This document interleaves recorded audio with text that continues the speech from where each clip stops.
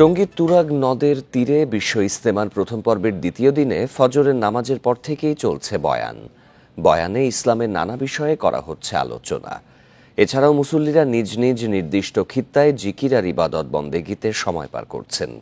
এবারের প্রথম পর্বের ইজতেমায় অংশ নিয়েছেন ৪১ জেলা ও ঢাকার একাংশের মুসল্লিরা।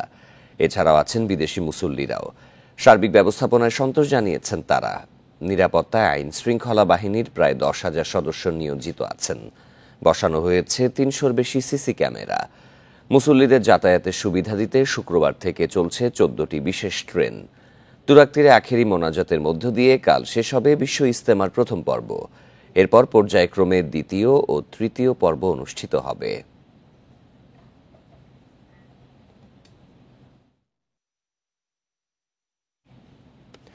আজ বিকেল ৪টার মধ্যে তিতুমীর কলেজকে স্বতন্ত্র বিশ্ববিদ্যালয় হিসেবে ঘোষণার আলটিমেটাম দিয়েছে শিক্ষার্থীরা। ৭ দফা দাবি মানা না হলে ঢাকা উত্তর সিটি কর্পোরেশন অবরোধের ঘোষণা তাদের। এই কর্মসূচির আওতাভুক্ত থাকবে রেল ও সড়ক পথ। শুক্রবার রাত ১১টায় তিতুমীর কলেজের সামনে সংবাদ সম্মেলনে এই ঘোষণা দেয় শিক্ষার্থীরা। তবে ইজতেমা চলায় মুসল্লিদের ভোগান্তি বিবেচনায় ভোর ৬টা থেকে বেলা ১১টা পর্যন্ত কর্মসূচি শিথিল থাকবে। এছাড়া তাদের চলমান আমরণ অনশন কর্মসূচি অব্যাহত থাকবে বলেও ঘোষণা দেওয়া হয়েছে। অনশনে থাকা ২ শিক্ষার্থী অসুস্থ হয়ে পড়ায় তাদের ঢাকা মেডিকেলে ভর্তি করা হয়েছে। অনশনরত শিক্ষার্থীদের ৭ দফা দাবি মেনে নিয়ে তিতুমীর বিশ্ববিদ্যালয়কে রাষ্ট্রীয় স্বীকৃতি না দেওয়া হলে Barasat barricade two north city কর্মসূচি অনির্দিষ্টকালের জন্য পালন করা হবে। জগন্নাথ আন্দোলন করলে উপদেষ্টারা দৌড়ায় যেতে পারে, আমার ভাই মরতেছে তারা দেখতে আসতে পারে না। শিক্ষার্থীদের স্পন্দন শক্তি সম্পর্কে তাদের ধারণা নেই। এমন অকার্যকর প্রশাসনের দায়িত্বে যারা রয়েছেন তাদেরকে ধিক্কার জানাচ্ছে সাধারণ শিক্ষার্থীরা। ফ্যাসিবাদ বিদায় হলেও দেশে গণতন্ত্র পুনঃপ্রতিষ্ঠিত হয়নি। নির্বাচনের মাধ্যমে গণতন্ত্র প্রতিষ্ঠায় সংস্কারে খুব বেশি সময় নেওয়া উচিত নয় বলে মন্তব্য করেছেন বিএনপি স্থায়ী কমিটির সদস্য নজরুল ইসলাম খান। শুক্রবার গুলশানে দলের লিয়াজো কমিটির বৈঠক শেষে কথা বলেন তিনি। বৈঠকে ১২ দলীয় জোট এবং জমিয়তে উলামায়ে ইসলাম অংশ নেয়। নজরুল ইসলাম খান বলেন, বিভিন্ন দলের সাথে আলোচনা করছে বিএনপি। বৈঠকে সমসাময়িক রাজনীতি ও অর্থনীতি নিয়ে আলোচনা হয়েছে। বিএনপির সাথে অনেক বিষয়ে মতৈক্য আছে বলে জানিয়েছেন জমিয়তে উলামায়ে ইসলামের মহাসচিব। বলেন, বহু মানুষের প্রাণের বিনিময়ে দেশ থেকে ফ্যাসিবাদ দূর হয়েছে, তবে ষড়যন্ত্র থামেনি। মাননীয় প্রধান উপদেষ্টার সঙ্গে যতবারই আমরা সাক্ষাৎ করতে গিয়েছিলাম এটা বলেছিলাম, এখনও আমরা বলছি যে আমরা প্রয়োজনীয় সংস্কার শেষ করে দ্রুত নির্বাচন চাই। এরকম একটা নির্বাচন অনুষ্ঠানের জন্য যা কিছু সংস্কার প্রয়োজন সেগুলো করেই এই নির্বাচনটা হবে এবং সেটার জন্য মিনিমাম রিকোয়ার্ড যে টাইম, ন্যূনতম প্রয়োজনীয় সময়, সেটা তো লাগবে। ছাত্রদের নতুন দল গঠনের ঘোষণাকে স্বাগত জানিয়েছেন গণসংহতি আন্দোলনের প্রধান সমন্বয়কারী জোনায়েদ সাকি। তবে ক্ষমতায় থেকে দল গঠন হলে দেশের মানুষ তা মানবে না বলেও মন্তব্য করেন তিনি। শুক্রবার বিকেলে রাজধানী শাহবাগে ছাত্র ফেডারেশনের ৪০তম প্রতিষ্ঠাবার্ষিকী উপলক্ষে এক সমাবেশে এসব কথা বলেন তিনি।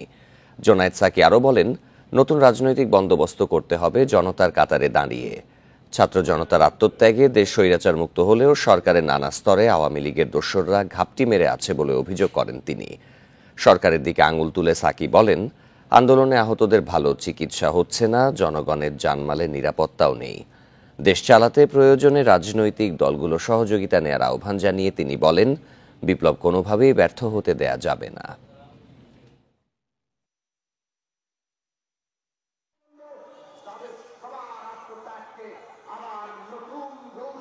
অভ্যুত্থানের চৈতন্য নিয়ে, আকাঙ্ক্ষা নিয়ে যদি নতুন দল হয়, তাহলে ছাত্রদের একাংশ তারা যদি দল গঠন করে আমরা স্বাগত জানাবো। কিন্তু ক্ষমতায় থেকে দল গঠন বাংলাদেশের মানুষ ভালোভাবে নেয় না। রাজপথে আসেন, জনগণের ভেতর থেকে নতুন দল গড়ে তোলেন। আওয়ামী লীগ সরকারের পতনের পর জনরোষের বিপরীতে পুলিশ প্রশাসনকে ঢেলে সাজানোর উদ্যোগ নেওয়া হলেও এখনো আইন শৃঙ্খলা পরিস্থিতি নিয়ে উদ্বেগ কাটেনি। সাধারণ মানুষ বলছেন, আগস্টের পর বিভিন্ন জেলায় চুরি, ডাকাতি, ছিনতাইয়ের মতো অপরাধ বাড়ছে। ঘটছে হত্যার মতো ঘটনাও। গেল 5 মাসে কুষ্টিয়ায় অন্তত 15টি হত্যাকাণ্ড ঘটেছে। এর মধ্যে দৌলতপুরে ইউপি চেয়ারম্যানকে প্রকাশ্যে গুলি করে খুন, একই এলাকায় আপন 2 ভাই ও জামায়াত নেতাকে হত্যা, পদ্মায় 2 পুলিশ কর্মকর্তাকে হত্যার ঘটনা বেশ আলোচিত। 5 আগস্টের পর পুলিশকে ঢেলে সাজানো হলেও থেমে নেই চুরি, ছিনতাই, ডাকাতি। মাদক কারবারিটাও বেপরোয়া হয়ে উঠেছে বলে অভিযোগ অনেকের। স্বয়ং আইনশৃঙ্খলা বাহিনী নিজেরাও কিন্তু নিরাপদ না। আইনশৃঙ্খলা বাহিনী তাদের কর্তব্য কাজ করতে গিয়ে হত্যাকাণ্ডের শিকার হয়েছে। আইনশৃঙ্খলার অবনতি এতটা পর্যায়ে চলে গেছে যে এখন দিনের বেলায়ও মানুষ ঘর থেকে বের হতে অনেকে ভয় পায়। সন্ধ্যার পরে তো অহরহ ঘটনা ঘটতেছে। সবার সঙ্গে সমন্বয় করে আইনশৃঙ্খলা পরিস্থিতি স্বাভাবিক রাখার চেষ্টা চলছে বলে জানান জেলা প্রশাসক। উপজেলা নির্বাহী অফিসার এসিল্যান্ড সহ আমাদের জেলা প্রশাসনের যে সমস্ত ম্যাজিস্ট্রেট আছেন ওনারাও এই বিষয়গুলি দেখবেন বলে আমি তাদেরকে নির্দেশনা দিয়েছি। রংপুর শহরে 5 মাসে 4টি হত্যাকাণ্ড ছাড়াও প্রায় 30টি চুরি ডাকাতির ঘটনা ঘটেছে। অপরাধীদের গ্রেপ্তারে তেমন কোনো উদ্যোগ নেই বলে অভিযোগ স্থানীয়দের। অনেক সিনকেট হয়ে যাচ্ছে, কোনো পুলিশ প্রশাসন তাদের কোনো সাহায্য পাচ্ছি না। ফেনীতে আগস্টের পর 15টি খুন, 39টি চুরি, 17টি ছিনতাই ও ডাকাতির ঘটনা ঘটেছে। সম্প্রতি মুহুরী প্রজেক্ট এলাকায় পরিবার নিয়ে ঘুরতে গিয়ে অস্ত্রের মুখে সর্বস্ব হারান এক রেল কর্মকর্তা। তবে আগের চেয়ে পরিস্থিতি ভালো দাবি পুলিশের। বিভিন্ন ব্যবসায়িক প্রতিষ্ঠানে রাতের বেলা দোকান বন্ধ করে যখন ওরা যায় রাতের বেলা তখন তাদের দোকান চুরি হয়, তালা কেটে বাসা বাড়ি সব জায়গায় চুরি চিন্তা হচ্ছে। আইন শৃঙ্খলা পরিস্থিতি একেবারে কামান কোয়াইট স্বাভাবিক আছে। মানুষের সাধারণ জীবনযাত্রা অব্যাহত রাখার জন্য আমাদের প্রচেষ্টা আছে এবং আমাদের অব্যাহত প্রচেষ্টা থাকবে। ফেনীতে বিভিন্ন অভিযোগে প্রায় 1100 জনকে এর মধ্যে গ্রেপ্তার করা হয়েছে বলেও জানিয়েছে পুলিশ। রেশমি নন্দী, ইন্ডিপেন্ডেন্ট নিউজ। বাড়তি ভ্যাটের প্রভাব পড়েছে বিভিন্ন পণ্যের বাজারে। দাম বেড়েছে আমদানি করা ফল, তৈরি পোশাকের, বিস্কুট, জুস, টিস্যুতে। এতে চাপে পড়েছেন স্বল্প আয়ের মানুষেরা। ব্যবসায় নেতিবাচক প্রভাব পড়ার শঙ্কায় উদ্যোক্তারা। এমন পরিস্থিতিতে সরকারকে ভ্যাটের হার পুনর্বিবেচনার আহ্বান তাদের। তাগিদ দিয়েছেন করের আওতা বৃদ্ধির ওপর। তুলনামূলক কম দামে ফল পাওয়া যায় রাজধানীর কারওয়ান বাজারে। তাই পরিবারের জন্য কিনতে এখানে এসেছেন বেসরকারি প্রতিষ্ঠানের কর্মী আব্দুস সালাম। তবে আরও কম দামের জন্য দোকানে না গিয়ে ফুটপাতেই সারছেন কেনাকাটা। তবে যতটা কমের জন্য এসেছিলেন তা পাচ্ছেন না সালাম।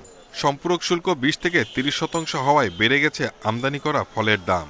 এতে বিক্রিও কমেছে। সবচেয়ে বড় কথা হলো যে এখন বর্তমানে বাংলাদেশের সরকার তো কোনো কিছু নিয়ন্ত্রণ করতে পারতেছে না। দামটা বাড়তি, কাস্টমার খুব কম, কিনতে আসলেও কিনতে পারে না। অনেকে শখ করে আসে যে 1 কেজি আঙ্গুর নিব, দেখা যায় 1 কেজি আঙ্গুরের দাম 200 টাকার উপরে। বাড়তি শুল্কের কারণে সিগারেটের দামও বেড়েছে। বিপণন প্রতিষ্ঠানগুলোর দাবি, এতে নকল পণ্যের সয়লাভ হতে পারে বাজার, প্রতারিত হবেন ভোক্তারা। 73% যদি একটা সিগারেট থেকে ব্যাড নেয় তাহলে এটা আসলে কিছু বলার নাই। আর অন্তর্বর্তী সরকারের আমার মনে হয় এটা ভাবনা চিন্তা করা উচিত এই বিষয়গুলো নিয়ে। যে দিচ্ছে তার কাছ থেকে আরও বেশি না নিয়ে কীভাবে ট্যাক্স নেটটা বাড়ানো যায়, আমার কাছে মনে হয়েছে যে একটু যদি ইন্ডাস্ট্রিদের সঙ্গে আলাপ করতো, একটু যদি আমাদের সঙ্গে আলাপ করতো, আমরা বলতে পারতাম যে আমরা আরেকটু কীভাবে একটু নিজেদের উপর স্ট্রেস নিয়েও কীভাবে বাড়াতে পারি, ওয়াইল we don't kill ourselves as an industry. কারণ ম্যানুফ্যাকচারার্স নেট অ্যাভেলেবল যদি না থাকে তাহলে কীভাবে ব্যবসা করবো এই দেশে। গত 9 জানুয়ারি ফলের জুসের শুল্ক 5% বাড়ানো হয়।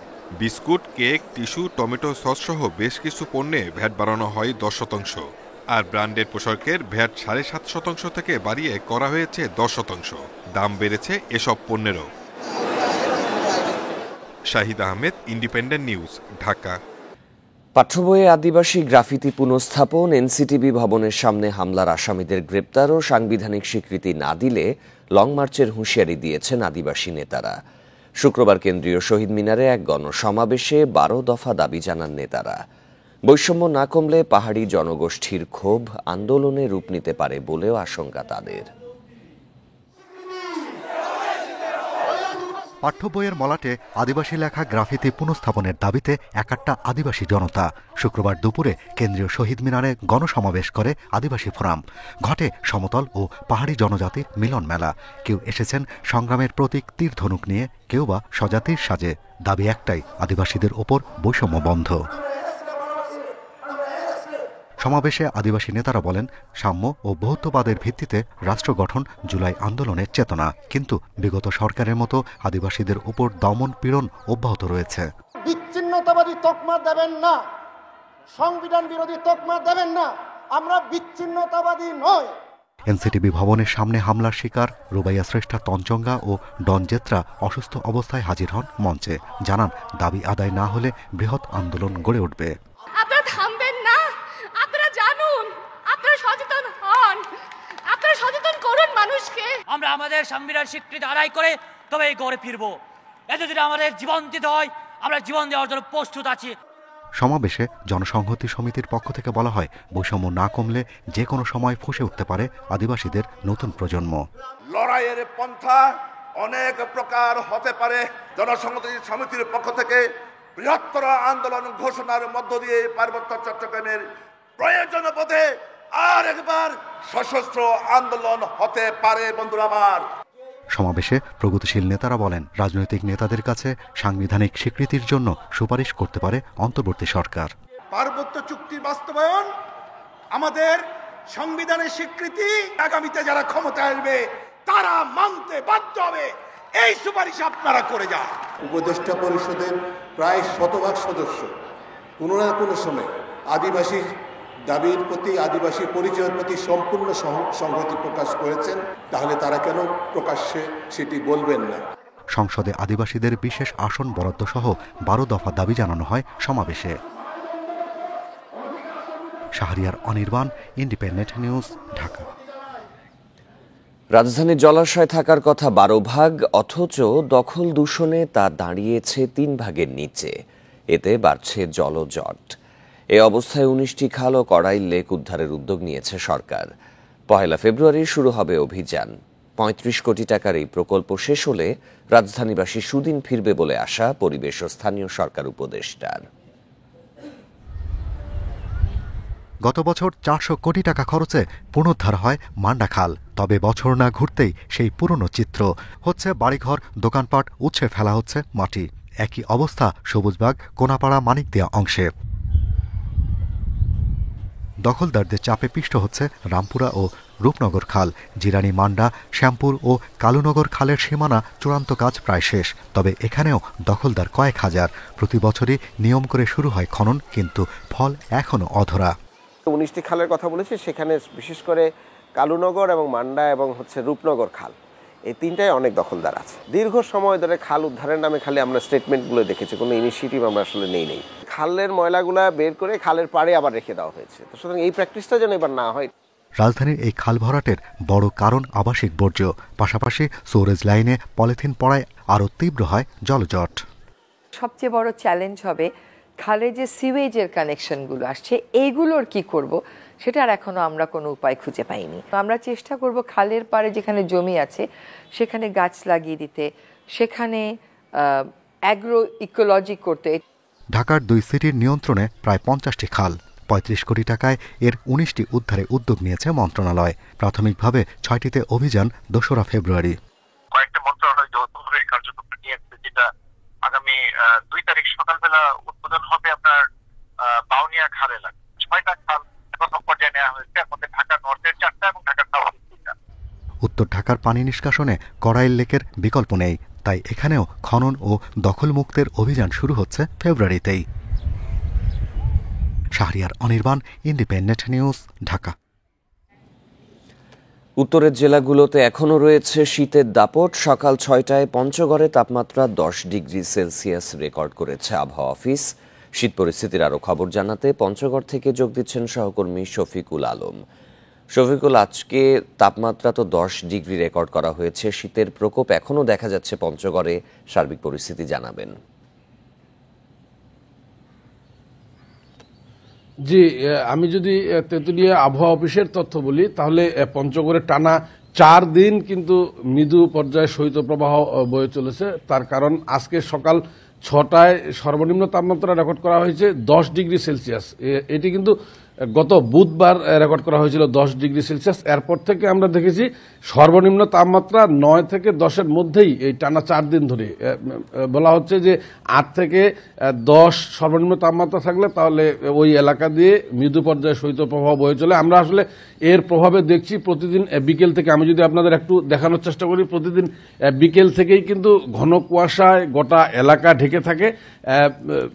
রাত বাড়ার সাথে সাথে কুয়াশার ঘনত্ব বেড়ে যায়। পরদিন সকাল 9টা থেকে 10টা পর্যন্ত কিন্তু আমরা এমন ঘন কুয়াশার গোটা এলাকায় ঢেকে থাকতে দেখি।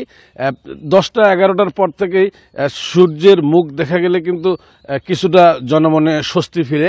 আমরা গতকালকেও দেখেছি যে দুপুরের দিকে সূর্যের মুখ দেখা গিয়েছিল, কিন্তু আসলে সেই সময় তেমন উত্তাপ ছিল না। সাথে উত্তরের হিমশীতল বাতাস এবং দিনভর হালকা কুয়াশা ছিল।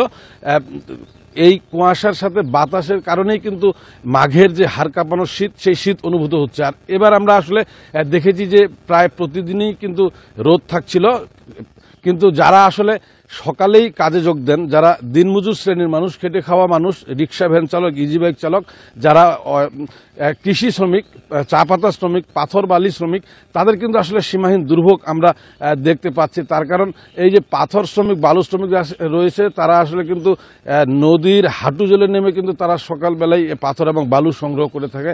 যারা কৃষি শ্রমিক, তাদেরও কিন্তু সকালবেলায় কাজে যোগ দিতে হয়। এমন আসলে যারা খেটে খাওয়া মানুষ, যারা সকালে কাজে যোগ দেন, তাদের সীমাহীন দুর্ভোগ আমরা দেখছি। আর এই সময় রিক্সা ভ্যান চালক, ইজি বাইক চালক, অটো চালক, তাদের কিন্তু যাত্রী কমে যায়, দৈনন্দিন যে আয়, সেই আয় কমে যায়। আমরা দেখেছি স্বাভাবিক সময়ে একজন রিক্সা চালক যারা 700 থেকে 800 টাকা পর্যন্ত আয় করে, এখন তাদের 300 থেকে 400 টাকা আয় হচ্ছে। আর এই শীতের প্রভাবে কিন্তু রোগ বালাইও বেড়ে গেছে। আমরা দেখছি পঞ্চগড় আধুনিক সদর হাসপাতাল সহ অন্যান্য উপজেলা স্বাস্থ্যকেন্দ্র কিন্তু শীতজনিত রোগের সংখ্যা বাড়ছে। এই ছিল শীত পরিস্থিতি নিয়ে পঞ্চগড় থেকে সর্বশেষ। পঞ্চগড়ের শীত পরিস্থিতির খবর জানাচ্ছিলেন সহকর্মী শফিকুল আলম। মানিকগঞ্জ জেলা কারাগারে এক হাজতিকে বেধড়ক মারধরের অভিযোগ উঠেছে 3 কারারক্ষীর বিরুদ্ধে। কারাগারের ক্যান্টিনে ফলের দাম নিয়ে দ্বন্দ্বের জেরেই ঘটনা, দাবি ভুক্তভোগীর পরিবারের। নির্যাতনের সত্যতা পাওয়ায় 2 জনের বিরুদ্ধে বিভাগীয় ব্যবস্থা নিয়েছে কারা কর্তৃপক্ষ। 2 জানুয়ারি মানিকগঞ্জ জেলা কারাগারের হাজতি রাজু মণ্ডলকে বেধড়ক মারধরের অভিযোগ ওঠে কারারক্ষী রফিকুল ইসলাম, কোহিনুর ইসলাম ও জাহিদ হোসেনের বিরুদ্ধে। ভুক্তভোগীর পরিবার জানায়, কারাগারের ক্যান্টিনে ফলের দাম নিয়ে বাকবিতণ্ডায় জড়ায় রাজু। এরই জেরে ক্যান্টিনেই মারধর করা হয় তাকে। নির্যাতনের কারণে রাজু আদালতে হাজিরা দিতে পারেনি, এমনকি তাকে মারধরের বিষয়টি রাখা হয় গোপন। আমি আসছি তারিখের দিন, এখন দেখি যে তার তারিখে নিয়ে আসে নাই। কেন আনে নাই? পরে জেলখানাতে যে হাজতে আসামিগুলো আনছে, তাদের কাছে জিজ্ঞেস করে যে বাজান কী হয়েছে, আমার রাজুকে বলছে আপনার রাজুর ব্যাপারটা শুনেন নাই, গত 2 তারিখে তো তার পঙ্গু বানা হলাইছে। চিকিৎসা নেওয়ার বিষয়টি নিশ্চিত করে হাসপাতাল কর্তৃপক্ষ জানিয়েছে, রাজু মণ্ডলকে বেশ কয়েকবার হাসপাতালে নিয়ে আসে কারা কর্তৃপক্ষ। তিনি আবার তার সেই সেম কমপ্লেন নিয়ে আসছেন, ব্যথা কমে নাই। তো যার ফলে আজকে আমাদের অর্থোপেডিক্স কনসালটেন্ট ডাক্তার শহীদুল আজম তিনি দেখেছেন এবং তাকে বেটার ম্যানেজমেন্টের জন্য, বেটার চিকিৎসার জন্য তাকে এমআরআই অ্যাডভাইস করে দেয়। কারাগারে বন্দীকে শারীরিক নির্যাতনের নিয়ম নেই জানিয়ে আইনজীবীরা বলছেন এটি মানবাধিকার লঙ্ঘন। ওখানে একজনকে মারবে, এই আইন তো তাকে দেওয়া হয় নাই। এটা তো মানবাধিকার, এটা তো একটা অপরাধ করা, এটা মারাটার অপরাধ। আমি যত মুখে কথা বলতে পারি, যখনই আমি একজনকে গায়ে হাত দিব, সেটাও কিন্তু একটা অপরাধ। অভিযোগের সত্যতা পাওয়ায় জাহিদ ও রফিকুলের বিরুদ্ধে বিভাগীয় মামলা দায়ের করেছে কারা কর্তৃপক্ষ। এরকম একটা ঘটনার কারণে আমরা দুইজন কারারক্ষী অভিযুক্ত করি। 2 কারারক্ষীর বিরুদ্ধে বিভাগীয় ব্যবস্থা নেওয়া হয়েছে। বন্দীকে আমরা কারা হাসপাতালে প্রথমে চিকিৎসা নেই। স্ত্রী হত্যার মামলায় 2 বছর ধরে কারাগারে রয়েছেন রাজু মণ্ডল। Independent news. আজ শুরু হচ্ছে অমর 21শে বইমেলা। বিকেলে মেলার উদ্বোধন করবেন প্রধান উপদেষ্টা ডক্টর মুহাম্মদ ইউনুস।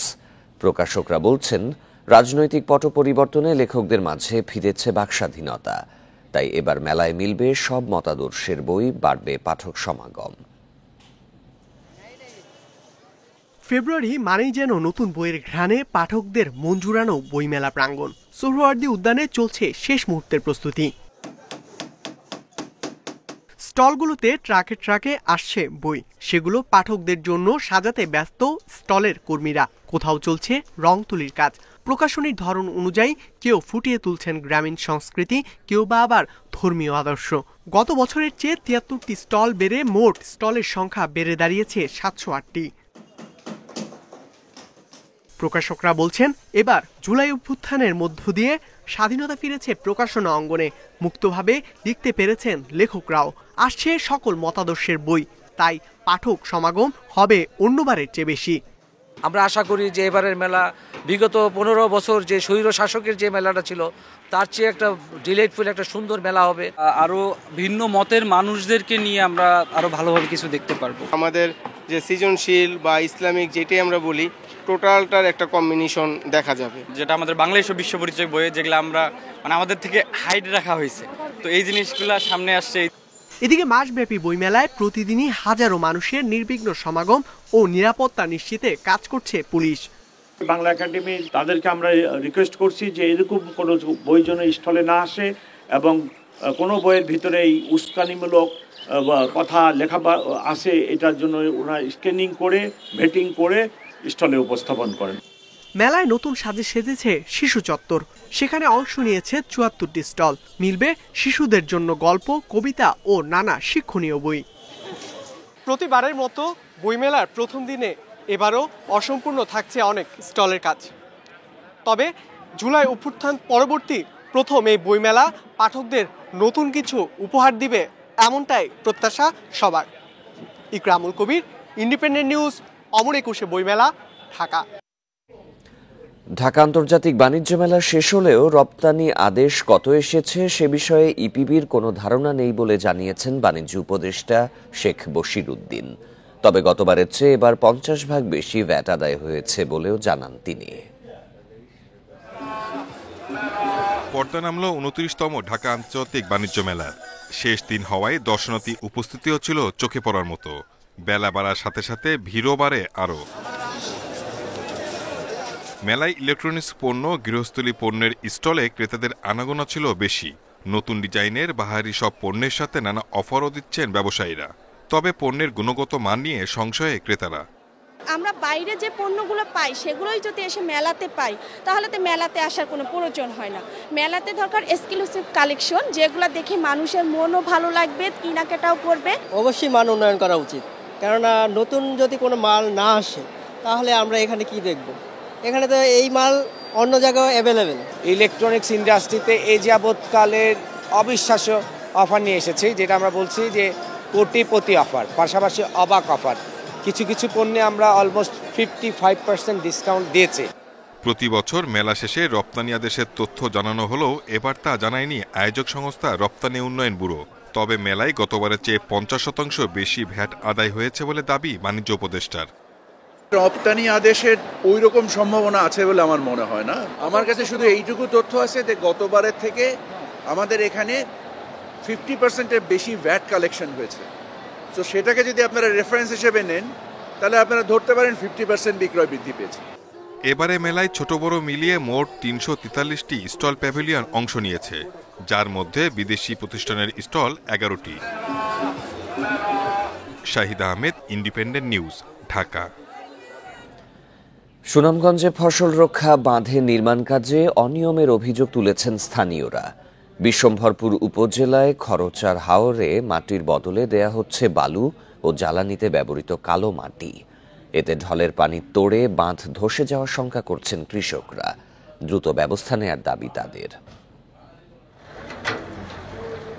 সুনামগঞ্জের বিভিন্ন হাওরে ৩৫টি স্থায়ী ফসল রক্ষা বাঁধের কাজ শুরু করেছে পানি উন্নয়ন বোর্ড। বিশ্বম্ভরপুর উপজেলার খরচার হাওরের বাসিন্দাদের অভিযোগ, মাটির বদলে দেওয়া হচ্ছে বালু এবং জ্বালানিতে ব্যবহার করা কালো মাটি। টেকসই না হলে ঢলের পানির তোরে বাঁধ ধসে যাওয়ার শঙ্কা তাদের। মূলত আমরা ব্যবহার করি লাকড়ি হিসাবে, কিন্তু হচ্ছে বুঝছেন কথাটা, তখন খালা মাটিটা যদি আপনার ভিজা মাটির সাথে থাকে তখন আবার এই মাটিটা ভিজা থাকবো, আর যদি মাটিটা উপরে পড়ে তখন মাটিটা আবার এই লাকড়ির মতো শুকাই যাব। যদি কোনো মেঘে যে খাইতে নিয়ে গেছে তো বাঁধের হালকাই দিব, আর এই সাইডে মাটি না পড়ে সুস্থ ভালো। তবে এ বিষয়ে প্রশ্ন ওঠায় ক্ষোভ জানিয়েছে ঠিকাদারি প্রতিষ্ঠানের কর্মচারীরা। মাটি পাওয়া দিলে তো আর খালা মাটি দিল না, ১-২ গাড়ি খালা মাটি আইছে, বালু মাটি সব মিক্স আইছে, জ্ঞান তো আর সমস্যা না। এদিকে ঠিকাদারি প্রতিষ্ঠানকে এসব মাটি সরিয়ে ফেলতে নির্দেশ দিয়েছে পানি উন্নয়ন বোর্ড। ঠিকাদারকে নির্দেশনা দিয়েছি যে মাটিগুলো সরিয়ে নেওয়ার জন্য, এবং এখন থেকে তারা কিন্তু আর এখন কালো মাটি বা বালু নিয়ে আসতেছে না। তবে আমরা আশা করতেছি মাটির কাজটা আমরা ইনশিওর করে আমরা হাওরকে সুরক্ষিত রাখবো। পাশাপাশি আমাদের যতটুকু সম্ভব আমরা এখানে যে সিসি ব্লক আর্মারিং কাজ যেটা সেটাও বাস্তবায়ন করব। খরচার হাওরের রাধানগর থেকে রায়পুর পর্যন্ত 700 মিটার বাঁধ নির্মাণে ব্যয় ধরা হয় 27 কোটি টাকা। চলতি বছরের মার্চ মাসের মধ্যে কাজ শেষ হওয়ার কথা রয়েছে। Independent news. বরিশালের একমাত্র বেসরকারি বৃদ্ধাশ্রমে খাবার ও ওষুধের সংকটে দিন কাটছে প্রায় 100 অসহায় বয়স্ক মানুষের। এমনকি বাসা ভাড়া বাকি থাকায় প্রতিষ্ঠানটির ভবিষ্যৎ নিয়ে শঙ্কায় তারা। অনেকে শীতবস্ত্র দিলেও খাদ্য আনুষঙ্গিক খরচ মেটাতেই মূল সংকট। দানের উপর নির্ভরশীল হওয়ায় সরকারি সহায়তা বাড়ানোর পাশাপাশি বিত্তবানদের এগিয়ে আসার আহ্বান পরিচালকদের। বরিশাল সদরের কাউনিয়া হাউজিং এলাকার 9টি ভাড়া বাড়িতে 10 বছর আগে চালু হয় বয়স্ক পুনর্বাসন কল্যাণ সংস্থা। প্রতি মাসে বৃদ্ধাশ্রম ব্যবস্থাপনায় অন্তত 7 লাখ টাকার প্রয়োজন হয়। মূলত বিত্তবানদের দানই চলে কার্যক্রম। তবে নানা কারণে আগের মতো মিলছে না সহায়তা। টাকার অভাবে খাবারের মান ও পরিমাণেও পড়েছে টান। নিয়মিত ওষুধ সরবরাহেও বেগ পেতে হচ্ছে। এ নিয়ে অস্বস্তি উদ্বেগে রয়েছেন বাসিন্দারা। ধরতে গেলে না খাওয়ার মতনই, বাবার ডোনার নাই, বাবাই করতে খাইব। হ্যাঁ, অনেক চেষ্টা করলাম। ডিম কবে খাইছি, মাংস কবে খাইছি সেটাও জানি না। এখন ঔষধের দরকার, বাতের দরকার। প্রায় লাখ টাকার ভাড়া বকেয়া পড়েছে, বেতন পাচ্ছেন না বৃদ্ধাশ্রমের কর্মীরাও। 7 লক্ষ টাকা যেখানে আমার ব্যয় আছে, সেখানে আমি 1.5 লক্ষ টাকা দিয়া এদের রক্ষা করা, এদের যোগান, খাবারের যোগান দেওয়াটা এখন নিশ্চিত হচ্ছে না। বাড়িওয়ালারা আমাকে মাঝে মাঝে বলে যে আপনার ঘর ছেড়ে দিতে হবে। সেইখানে দেখা যাচ্ছে এই বৃদ্ধ মায়েরা বাবার আমাকে হাতে ধরে পায়ে ধরে আমি অনুপায় হয়ে যাই। সমাজসেবা অধিদপ্তর বছরে 20,000 টাকা সহায়তা দিচ্ছে। ভবিষ্যতে আরও বাড়ানোর আশ্বাস কর্মকর্তাদের। আমরা তাকে যতটুকু সহায়তা করছি, পাশাপাশি বাৎসরিক আমাদের একটু অনুদান থাকে, সেটা খুবই স্বল্প, 20,000 25,000 টাকা বেশি আমরা দিতে পারি না। তবে আমরা সবরকে উদ্বুদ্ধ করতে চেষ্টা করি সামাজিক মানুষ হিসেবে, যে ওই বৃদ্ধাশ্রমটা যাতে চালিয়ে রাখতে পারে। জেলার একমাত্র বেসরকারি বৃদ্ধাশ্রমটিতে বর্তমানে রয়েছেন 97 জন। Independent News. সরস্বতী পূজা উপলক্ষে গোপালগঞ্জের বিভিন্ন জায়গায় বসেছে প্রতিমার হাট। দাম নিয়ে ক্রেতাদের মধ্যে মিশ্র প্রতিক্রিয়া থাকলেও কারিগররা বলছেন উপকরণের খরচ বাড়ায় প্রতিমার দাম কিছুটা বাড়তি। মাঘের শুক্লপক্ষের পঞ্চমী তিথিতে অনুষ্ঠিত হয় সরস্বতী পূজা। সনাতন ধর্মাবলম্বীরা বাড়িতে, শিক্ষা প্রতিষ্ঠানে ও মন্দিরে নানা আয়োজনে বিদ্যার দেবী সরস্বতীর পূজা দেন। পূজা উপলক্ষে গোপালগঞ্জ শহরের খাটরা, সর্বজনীন, কালীবাড়ি সহ বিভিন্ন জায়গায় বসেছে প্রতিমার হাট। এক একটি প্রতিমা বিক্রি হচ্ছে 200 থেকে 10,000 টাকা পর্যন্ত। প্রতিমা দেখতেছি, আমরা চয়েসও করছি কোনটা নেব, মোটামুটি ভাবছি এটা নেব। বাসা বাড়ি এবং ক্লাব, স্কুল, কলেজ প্রত্যেক জায়গায় এখান থেকে মূর্তি কেনে। দেশের দশের মঙ্গল হবে এবং মানুষ শিক্ষায় শিক্ষিত হবে, উন্নত হবে সমাজ, তার জন্যই আমরা এই বিদ্যাদেবী পুজো করি। বিক্রেতারা বলছেন রং সহ বিভিন্ন উপকরণের দাম বাড়ায় প্রতিমার দাম কিছুটা বেড়েছে, তবে আগের তুলনায় কমেছে ক্রেতার সংখ্যা। আমার এখানে 5,000 টাকা থেকে 1,000 টাকা পর্যন্ত আছে। 10টা আনছে প্রতিমা, আর ছোট প্রতিমা আছে 40টা। রবি ও সোমবার সরস্বতী পূজা, এ নিয়ে সনাতন ধর্মাবলম্বীদের মধ্যে দেখা গেছে ব্যাপক উৎসাহ উদ্দীপনা। Independent news. এই ছিল সংবাদে। আরও জানতে চোখ রাখুন ফেসবুক, ইউটিউব এবং এক্সে। ধন্যবাদ সবাইকে।